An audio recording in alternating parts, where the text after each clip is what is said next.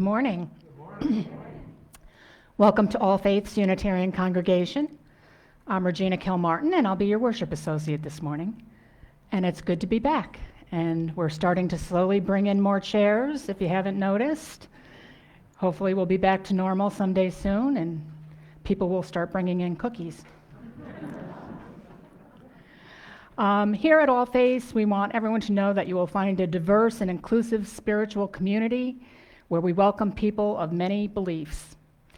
You can bring your whole self, your full identity, your questioning mind, and your expansive heart. At All Faiths, we have more than one way of experiencing the world and understanding the sacred. No matter who you are, wherever you are on your spiritual journey, and no matter whom you love, you are truly welcome here. If you would like to know more about All Faiths, maybe membership, maybe you've been coming for a while and want to make the commitment, we'd love to have people join our community. Fran Way will be back in the membership corner. She's standing there and she'll wave her hand at you so you know who she is. She'll be happy to talk to you. I do have a lot of announcements, which is good. We're a very busy place, so we've always got something great going on. So today is Share the Plate with Operation Joy, and you can send your checks in for the whole month, and Annalee's going to come up and tell you about that.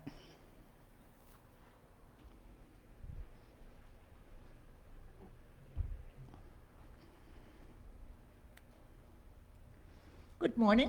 I'm Annalee Hodanik, and I talk to you about Operation Joy. Now, I listen to my minister who says laughter and happiness makes you more generous. So I will not tell you a sad tale about my post-war World War II childhood. You all know that one anyway. So over the past 10 years or so, your donations have helped us bring joy and happiness to a lot of children. We have bought pajamas and underwear and t-shirts and books and coats and sleeping bags and all kinds of things. The pandemic has made things a little different for us. So this year, your donation, your generous donation, will go to cards or monetary cards to the Talisano Children's Hospital, where we are in contact with one of the counselors that takes care of families with children with emotional needs. And if you are financially strapped and you can't buy the necessities of life, you definitely can't buy that Lego set or that doll. So we are appealing to your generosity this year to make this an especially good Christmas or a good holiday for these children. And open up your wallets. I don't have a joke, but you know me, I usually have something really stupid to say. So thank you.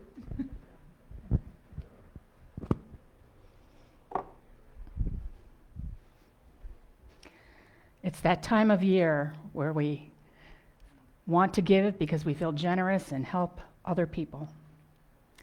So Monday at 7 p.m., we will have an Odyssey with Bob Way, and that will be on Zoom, so keep your eyes on your email for your Zoom links.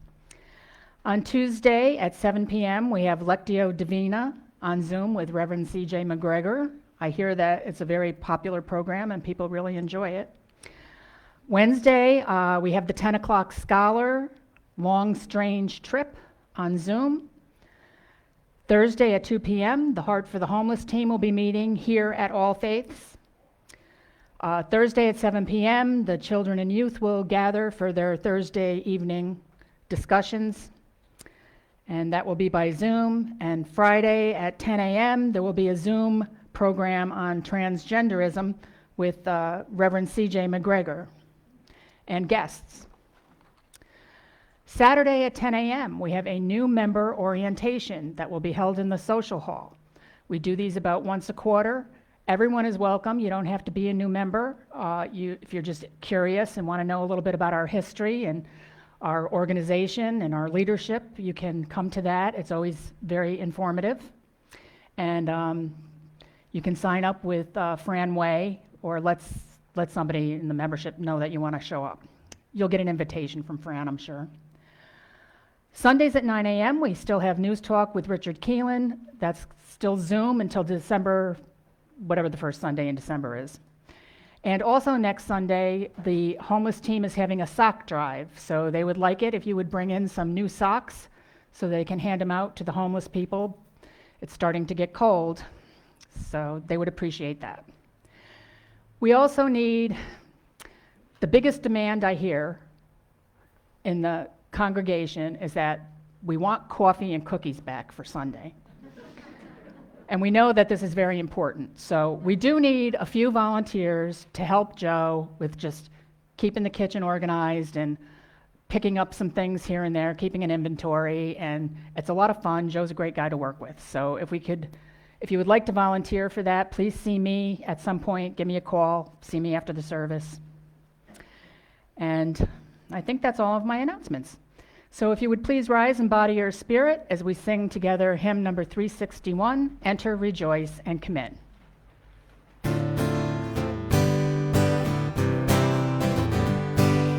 Enter, rejoice, and come in. Enter, rejoice, and come in. Today will be a joyful day. Enter, rejoice, and come in. Open your ears to the song. Open your ears to the song. Today will be a joyful day. Enter, rejoice, and come in. Open your hearts, everyone. Open your hearts, everyone. Today will be a joyful day. Enter, rejoice, and come in.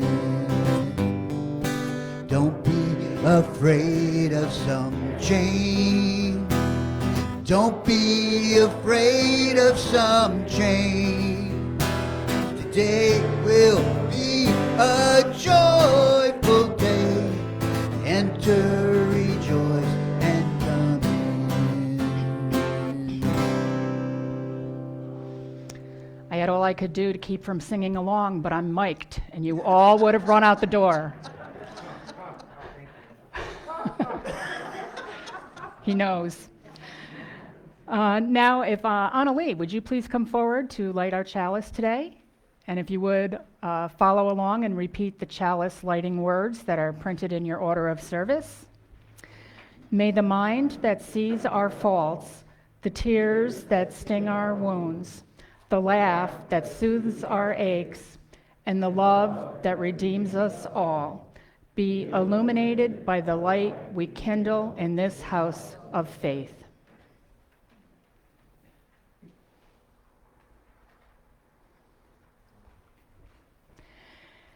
And now please join us in singing hymn number 413. The words are on the back of your order of service as our children go off to their child and youth program, which is on Zoom today.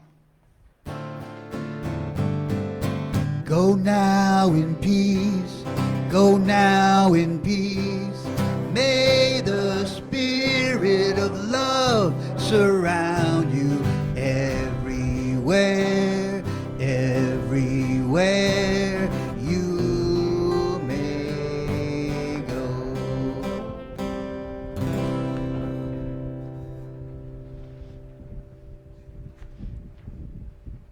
Sunday, is it on? Okay. Each Sunday we light candles to share our joys and sorrows that we have felt with the congregation. And if you'd like to light such a candle this morning, please come forward masked and light your candle. I'd like to begin with a candle of joy.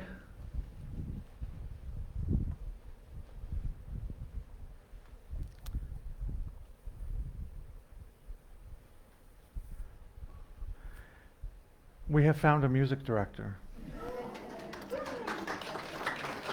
And the only thing holding us up, not holding us up, but the next step is the blessing of our board of directors. And so they will be meeting the person that the search committee put forward. His name is Carlos Garcia. And I'm assuming everything will be okay on Wednesday. And we'll be making a formal announcement once we receive the board's blessing and our music director is hired. I'd like to light a candle of concern.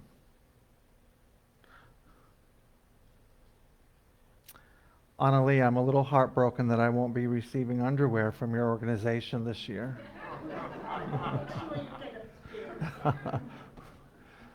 Okay, now it's your turn.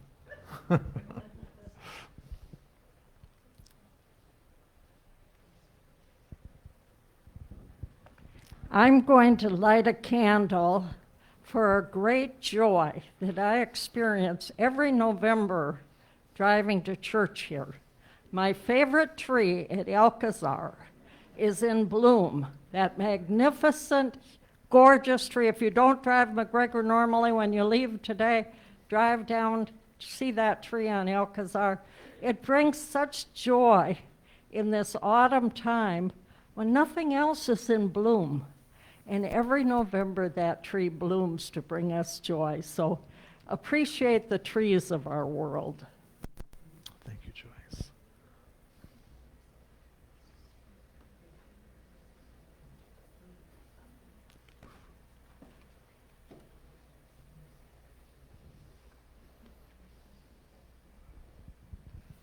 My name is Donnelly Benyak, and I'm lighting this candle for my cousin, who is same age as I am, and we're more like sisters than cousins.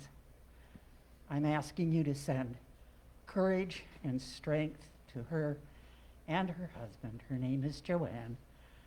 On Friday, they amputated the left leg at the hip, the right leg above the knee. And so she needs strength and courage at this time. Thank you, Donnelly.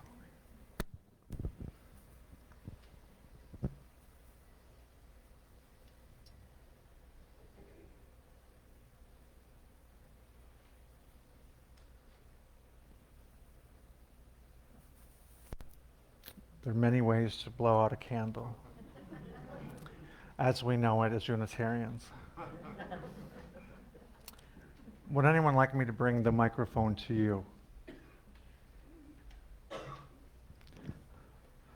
I'm lighting a candle of joy and concern. It is my niece's 18th birthday today, and she's been a real handful since she was 3 years old. So that's the joy. The concern is for her mother. So. And I light this final candle for the joys and sorrows that remain unspoken and in our hearts.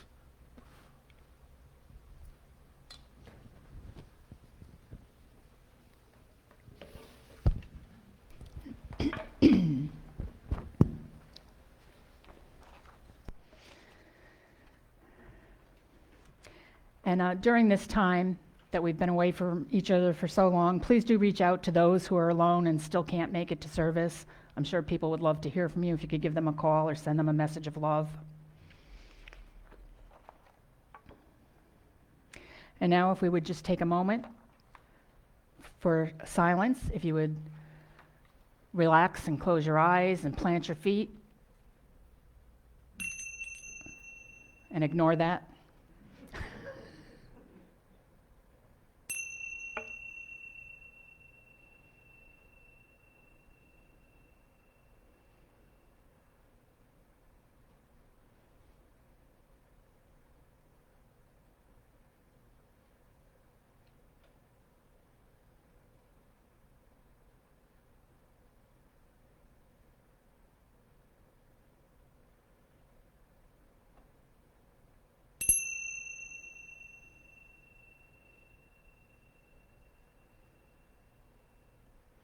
And now if you would please rise in body or spirit as we sing hymn number 123, Spirit of Life.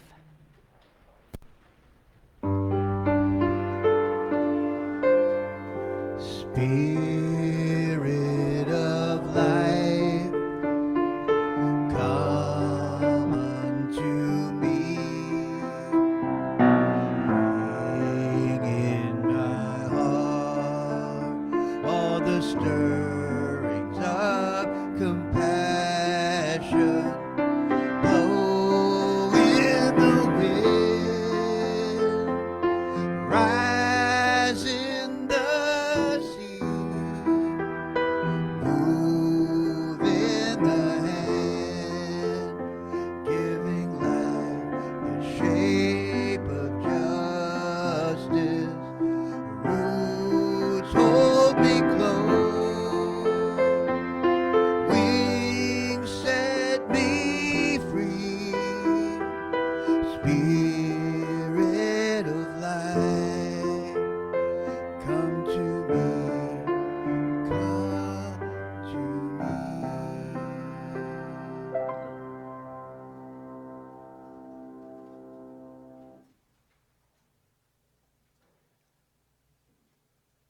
This morning, Regina, in her announcements, mentioned that you could see someone from our membership committee and join our orientation on Saturday. And so this orientation, like Regina said, is not just for people that, new people.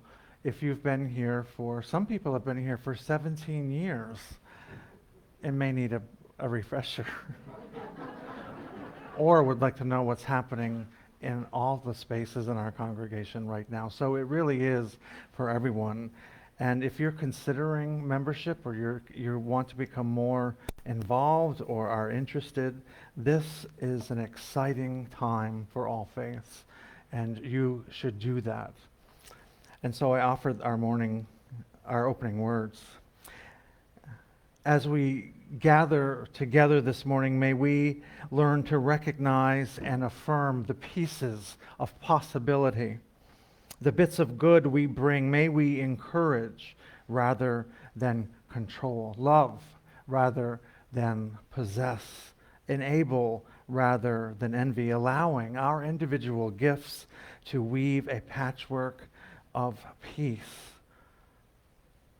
Each of us is indispensable if we are to minister to a broken and wounded world. We need to be together. Together in our gathered diversity, we form the whole. It is good to be together.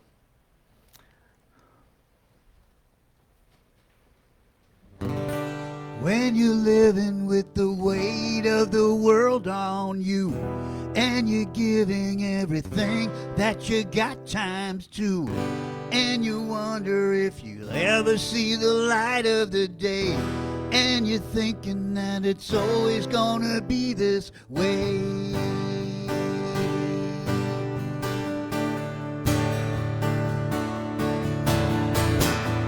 Every now and then a flicker of a shining light comes along and tells you everything will be alright. Where it's coming from, something that you can't explain. It's a moment that can help you take away the pain and lighten up that ball and chain. It's a rush of hope, like when a stranger stops and smiles, a rush of hope. Like seeing stars in the sky for 1,000,000 miles, there's hope. When something finally goes your way, it's a rush of hope. When you know somehow it's all gonna be okay.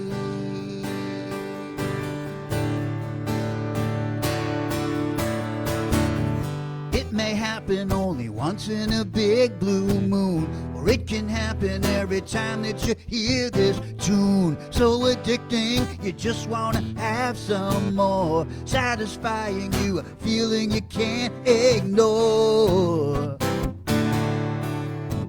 and it's hitting you to the core. It's a rush of hope, like when you lend a helping hand. A rush of hope, like when you know that it's right and you're taking a stand. There's hope when something finally goes your way. It's a rush of hope, when you know somehow it's all gonna be okay.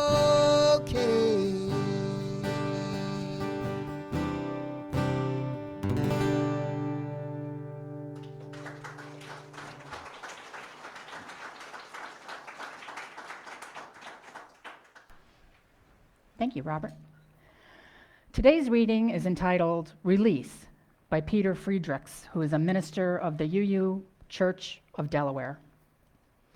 I wish I were like the trees who let their leaves go gracefully without regret, or the tumbling stream that flushes silt to sea, exchanging murkiness for the blessed clarity, or the dandelion who bows its head to the subtle breeze, unleashing its future without fear or loss. Instead, I drive white-knuckled, defensive, as we were taught, tense and guarded for what may come my way. I keep a deep grip on my life. If you asked me for my dying wish, it would be not for 10 more wishes. It would be to let go of wishing anymore. Wishing I had made a different choice and that I hadn't hurt you as I did.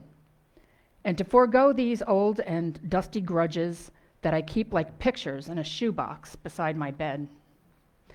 I long to embrace my life with a lover's touch, or as you would an injured wren, precious, tender, true. Instead, regret and fear, twin anchors, hold me fast, close in against the shore. Cast off, cast off.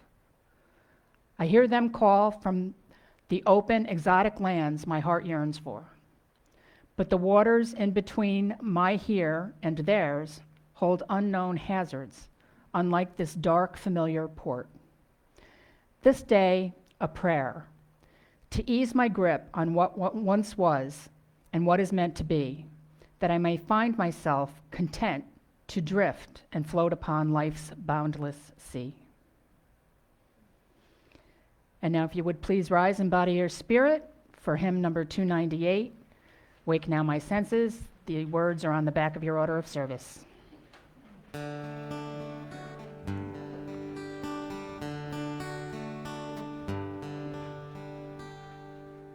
Wake now my senses and hear the earth call.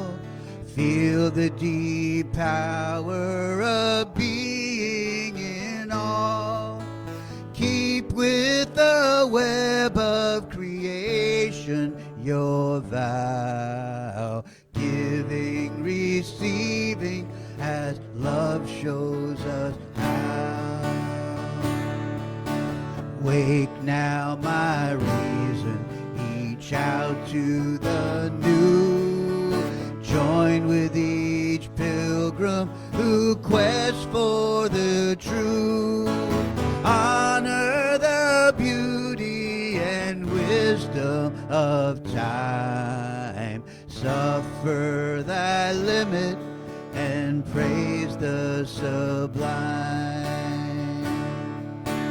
Wake now compassion, give heed to the cry. Voices of suffering fill the wide sky. Take as your neighbor both stranger and friend, praying and striving their hardship to end.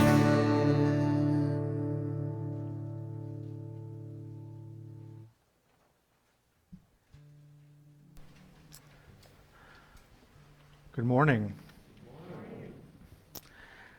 I've never seen the Batals this close to me.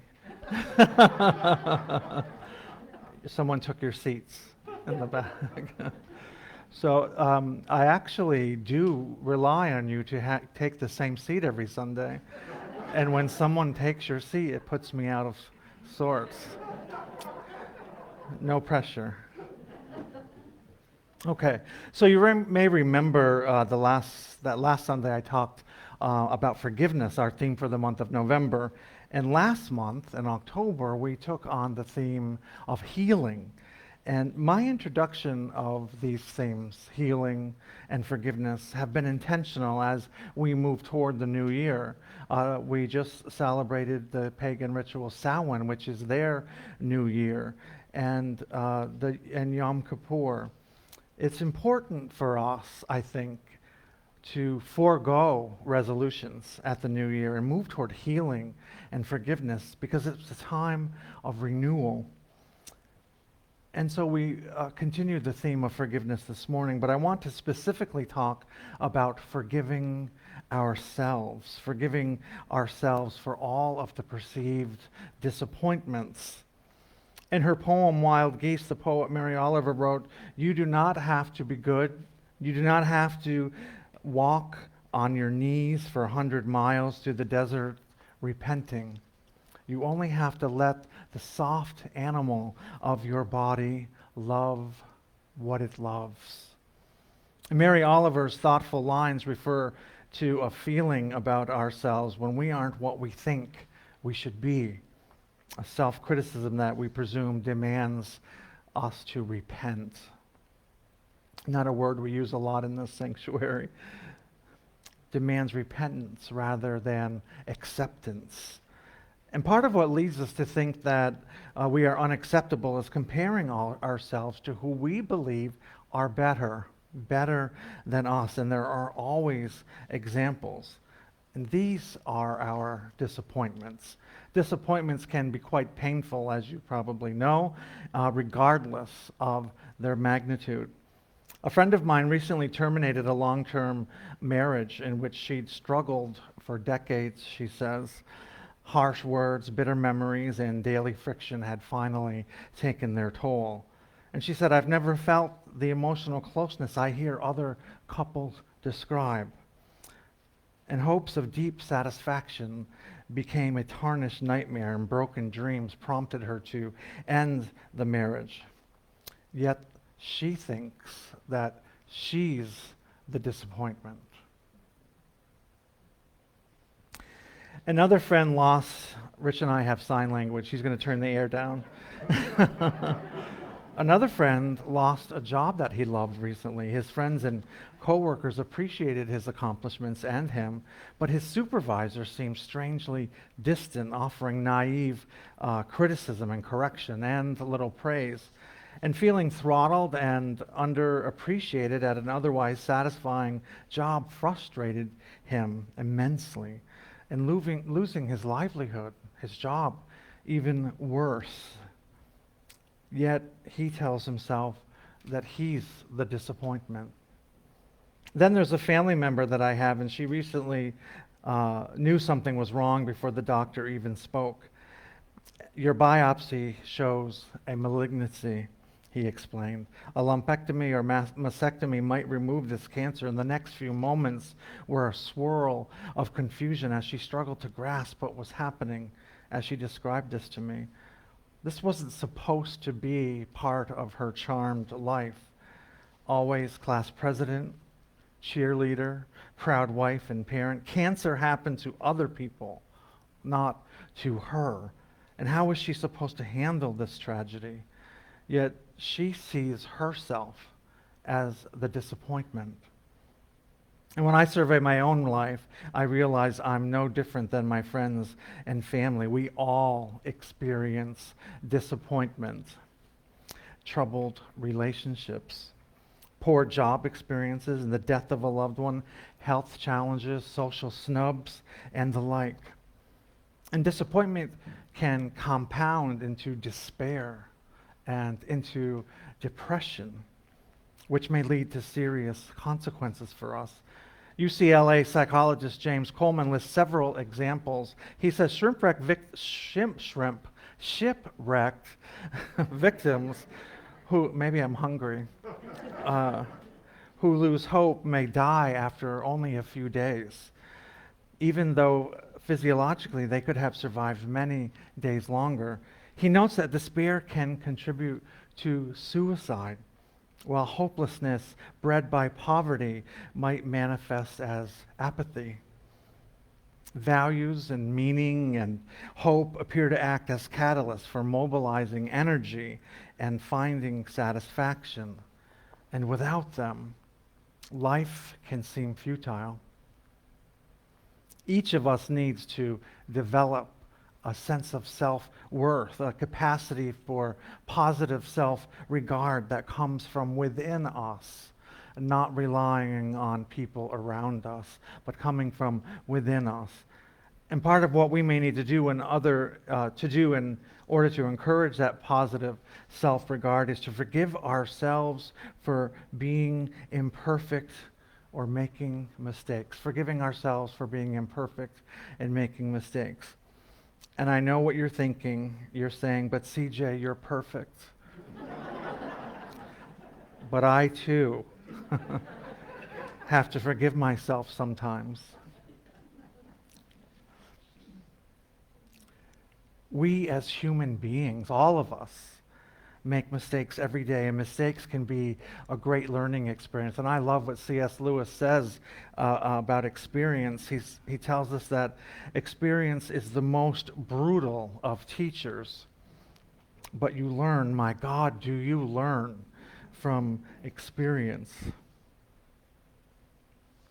Finding out how not to do something can be as important as discovering the correct way to do it. And some of the world's greatest discoveries and inventions were the results of mistakes. And the critical part in learning from our mistakes lies in how we deal with ourselves in relation to our mistakes. And forgiving ourselves tends to be very difficult for some of us, and often we will beat ourselves up for doing the very thing that human beings are famous for, making mistakes. Does that sound familiar? This beating ourselves up can have wide-ranging consequences, grudges, and negative thinking, disappointments, and not forgiving all get in the way of what we can do in our present. And we need our psyche energies to seize opportunities we can take advantage of. And this can't happen if all of our energies are used up ruminating. And we must stop feeling guilty. Where are my Catholics and Jews? We must stop feeling guilty. Guilt is destructive, corrosive, and an incredible misallocation of our energy. And as long as we allow guilt to weigh us down, we can't fully experience freedom and self-joy and self-realization. And by forgiving ourselves and not taking ourselves too seriously, we can move out of self-deprecation and into self-confidence. And forgiveness allows you to take from the mistake what you need and leave the rest behind. It allows you to move past the mistake and into a state of grace. Better than that, it allows you to move into action. You are no longer frozen. And what we're really talking about this morning is self-compassion. And I've shared with you many times that I experienced physical and verbal abuse on a daily basis as a child and a teenager. And there was a voice placed in my head that constantly told me that I was worthless, stupid, a burden, and I regularly heard, "I hate you." And I heard these words and more than those words that I shared every day, and eventually I believed them. And this led to a very complicated early adulthood. Rich was there for most of it. I had no confidence. I felt less than, and I was always putting myself down. I was mean and impatient with myself, and even worse, my first ministry experience exacerbated these thoughts and feelings. When I met my supervising minister for the first time, he told me that he had all the power. And he did, because he was making a recommendation. He had all the power, and over the 2 years that we spent together, he regularly degraded me privately and publicly. And he even dared one day to call me a faggot. And all of this reinforced what I was already telling myself. But then something wonderful happened. My next supervising minister told me I was enough. I was enough, and I started to believe that and was eventually able to silence that destructive voice in me, inside of me. Now the inner voice only says, "Get cake." But that's progress. But since then, since when I learned that I am enough, I've been nothing less than authentic, enough, and compassionate toward myself. Sometimes too much. Maybe my head gets a little big sometimes. Giving myself a break, accepting that suffering is a part of life. And I wonder, what if in order to save ourselves and the world, we must love ourselves for who we are, just as we are? And the kind of self-love and self-compassion that I am talking about doesn't cost us anything. It is about a deep down, full-hearted knowing that you are loved, you are lovable, and you are worthy, regardless, in spite of, always. I'm not sure if you've ever watched the Medea movies. You know what I'm talking about? Well, if you don't, she is a strong black woman. It's a comedy, but something that she said in one of her movies had struck or stayed with me. And she said, "Baby, if they ain't calling your name, don't turn around and listen. You know who you are. And if someone is telling you you are other than that, they're not calling your name. So don't turn around and listen to them." And Sufi mystic Rumi, who I adore, wrote, "You suppose you are the trouble, but you are the cure. You suppose that you are the lock on the door, but you are the key that opens it.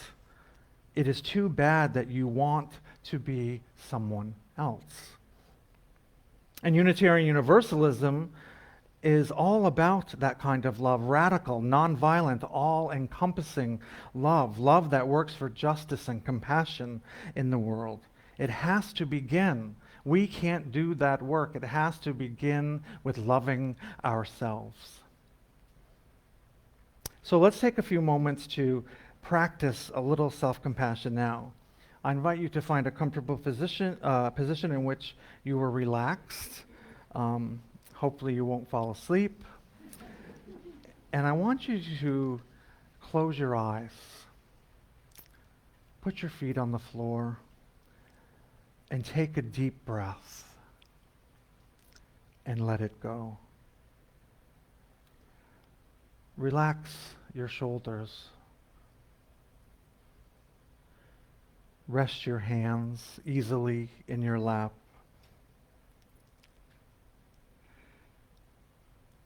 Think of a situation in your life that's giving you difficulty.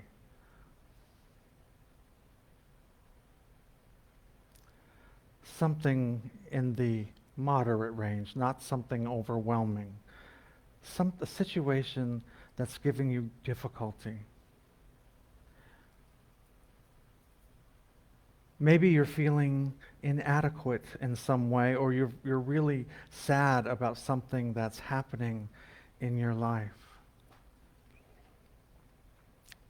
And as the problem comes to mind, give yourself permission to feel your way into it, noting, feeling any uneasiness you experience in your body. And think about, where do you feel that discomfort the most?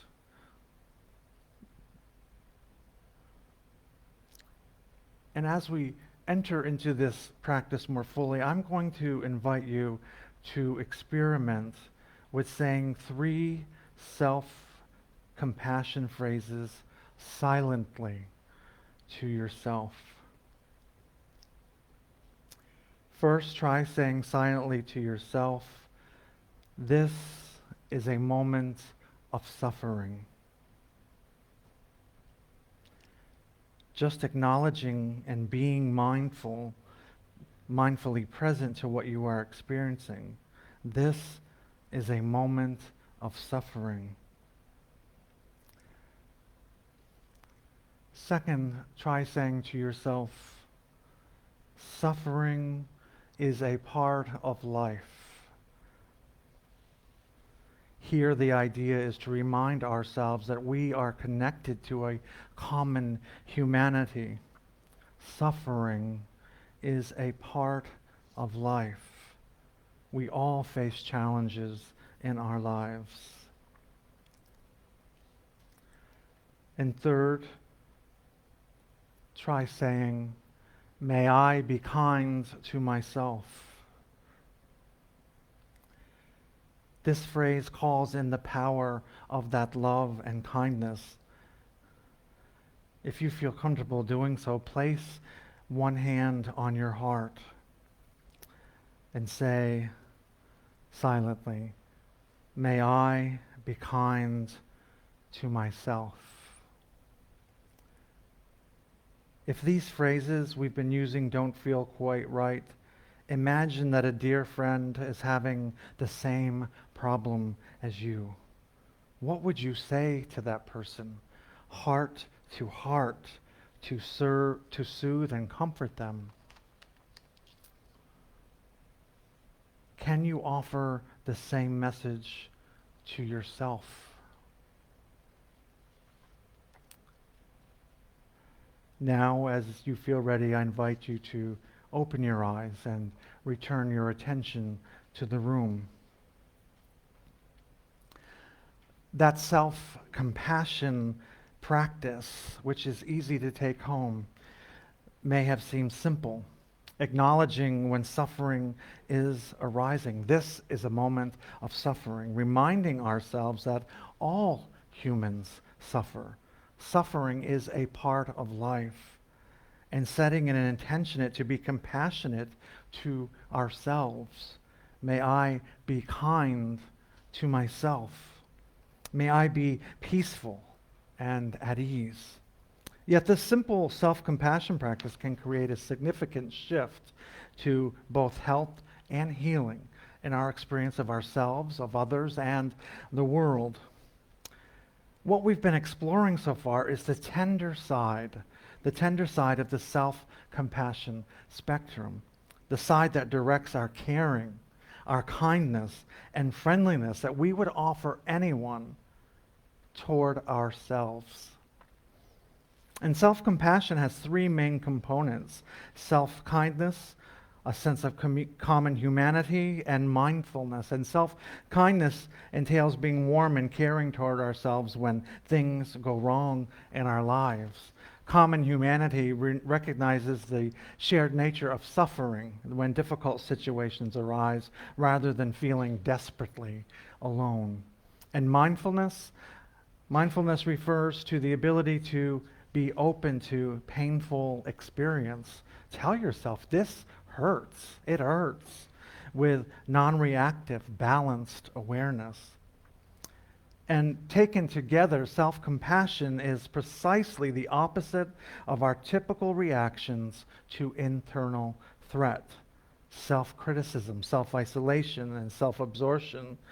Self-compassion teaches us to treat ourselves, like I said, as we would a dear friend, touching our own hearts compassionately, physically with hands on heart, or spiritually with wishes for comfort and ease, accepting and forgiving our own mistakes and flaws as we do those of our friends, even breathing compassionately with the intention of bringing yourself comfort.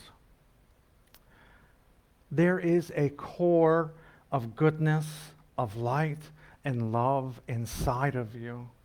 It's there. It's in all of us. And that is always there. It is there regardless of what happens in our lives or how others perceive us or treat us. We are good. We bring light and love. Those are all inside of each of us. It is there beneath our shame, our fear, and our doubt. So let us forgive ourselves. Let us forgive those disappointments, letting the disappointments move away and making room, clearing room for a great compassion, self-compassion. May it be so.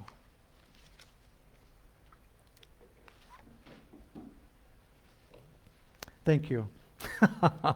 So I have, before I share the joke this morning, I'd like to thank everyone, both in our sanctuary and at home, for your generosity. So that we may live our mission and we may live in our community, in the world, offering justice, equity, and compassion. So thank you. A group of monks are copying the laws of the church by hand. And a new monk notices that they're copying from copies, not from the original manuscripts, but from copies. And he tells the head monk, if there was an error in the first copy, every copy after that would have the same error. And the head monk says, good point, and goes to get the original manuscript. And later, the young monk finds the head monk with his head on his desk crying. They forgot the R. He said, they forgot the R. And he asked, Father, what's wrong? Choking back tears, the old monk replies, the word is celebrate, not celibate. The morning offering will now be given and received. All the good we have today can so easily go away without warning. We have so much to appreciate, so much we can celebrate with every dawning. Now we may have dreams that go nowhere and heavy burdens we must bear, yet we still have each other's love to share. Yeah.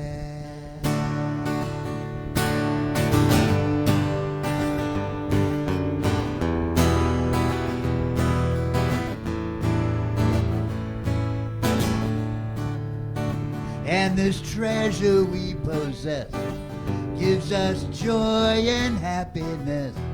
It feels so fine. And this takes care of the rest. Yeah, we've been taken to the test more than a few times. We may have dreams that go nowhere, heavy burdens we must bear, yet we still have each other's love to share. Yeah. Something's always in the way of something.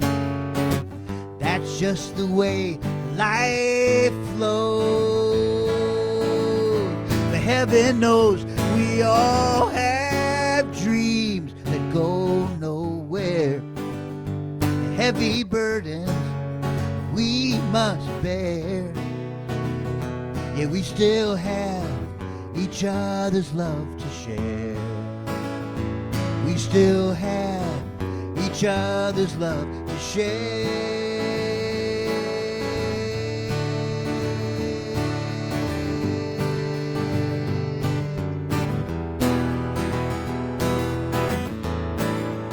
Love to share, love to share.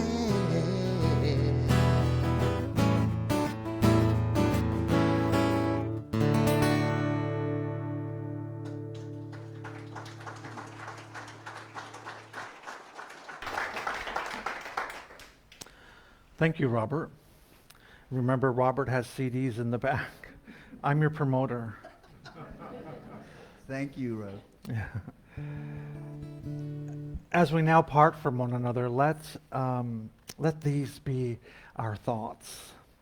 If that which is most holy lies within us, within the human person, and if the greatest power in the world shines flickering and uncertain from each individual heart, then it is easy to see the value of human associations dedicated to the nurturing of that light within each of us.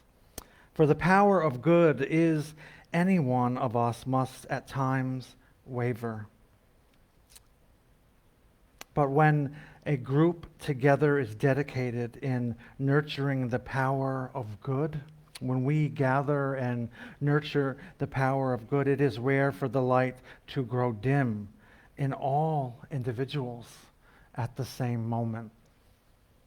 So we borrow courage and wisdom from one another to warn us.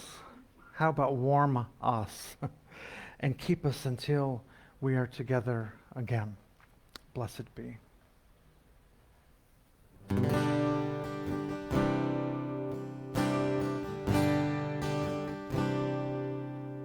Do you spend your days creating ways of sharing happiness?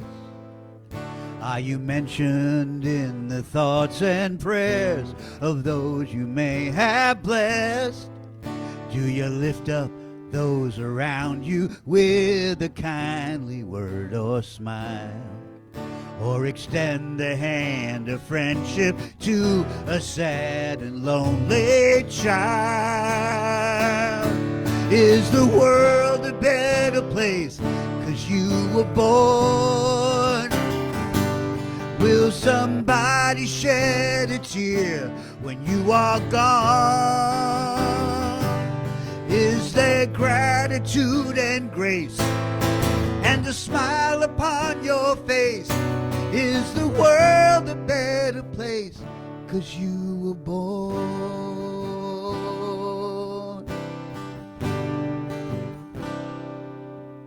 Will your living make a difference to the people that you've touched? Will you lay a strong foundation here for those who meant so much? Are you blazing trails of glory, spreading sunshine left and right? Like a beacon in the darkness, helping others see the light. Is the world a better place 'cause you were born? Will somebody shed a tear when you are gone? Is there gratitude and grace and a smile upon your face? Is the world a better place 'cause you were born? Looking forward, looking back, can you feel it? Are you on track to leave the world a better place 'cause you were born? Will somebody shed a tear when you are gone? Show your gratitude and show some grace and wear a smile upon your face, and the world's a better place. Yeah, the world's a better place, and the world's a better place 'cause you were born.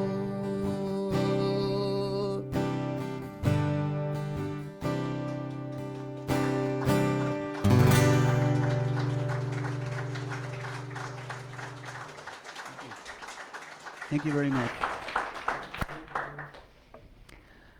Well, thank you all for joining us today. We'd like to thank Reverend CJ for his inspirational messages. And thank you, Robert, for your gift of music. We appreciate that. Chantel Rhodes, who keeps our children inquisitive and learning. And Sharon Gray on camera, Ed Elrod on the sound, Joe Gayton is our sexton, and everyone behind the scenes who make our services happen every Sunday. We appreciate you all. And now, if Annalie would please come extinguish the chalice. If you would repeat the words that are printed in your order of service. We extinguish this flame, but not the light of truth, the warmth of community, or the fire of commitment. These we carry in our hearts and out into the world. Go now in peace. The world is a better place because you were born.